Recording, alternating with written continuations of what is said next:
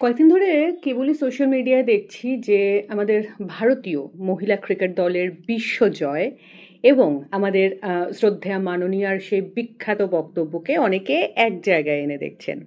বলা ভালো, আমাদের মেয়েদের এই অসামান্য জয়কে মাননীয়ার বক্তব্যের ওপর একটা সপাটের চর হিসেবে অনেকে দেখতে চাইছেন, দেখছেন। বিশ্বাস করুন, আমার না ওই হাসেন অন্তর্যামীর মতো কেবলই হাসি পাচ্ছে। তাই এই ভিডিওটা কয়েকদিন বাদেই বানাচ্ছি। দেখুন, আমাদের ট্যালেন্টেড মেয়েগুলি প্রায় মাঝরাতে বিশ্বজয় করলেন, ভালো কথা, কিন্তু সেটা একটা সেফ পরিসরে। এটা কিন্তু ভুলে গেলে চলবে না। একটা চলতি ক্রিকেট ম্যাচ, একটা ক্রিকেট স্টেডিয়াম, অগুন্তি দর্শক, কর্মকর্তা, সিকিউরিটি, ব্লা ব্লা ব্লা।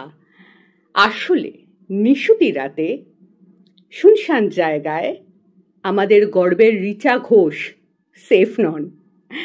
আমাদের দেশের মেয়েরা বীরাঙ্গনা, যে কোনো কাজে পারদর্শী, অসামান্যা, সেটা আজ নতুন নয়।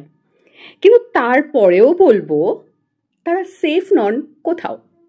আর আমাদের মহিলা খেলোয়াড়দের ওপর কি ধরনের শোষণ বা নির্যাতন চলে সে বিষয়টা আমার মনে হয় না কারোরই আজ আর খুব অজানা রয়েছে। এখন একদল পুরুষরূপী জন্তু জানোয়ারের শুভবুদ্ধির উদয় হবে, অথবা আমাদের দেশের বা রাজ্যের সরকার উইমেন সেফটির কথা ভেবে সত্যি সত্যি নড়ে চড়ে বসবে। এই আশায় বুক বেঁধে আমি অন্তত আমার প্রাণটা হাতে করে যখন তখন যেখানে সেখানে বেরোতে পারবো না। আমার প্রাণ আমারই, খুব জোর হলে আমার পরিবারের, আর এটাই বাস্তব। সুতরাং মাননীয়া যা বলেছেন আমি অন্তত সেটা মেনে চলবো।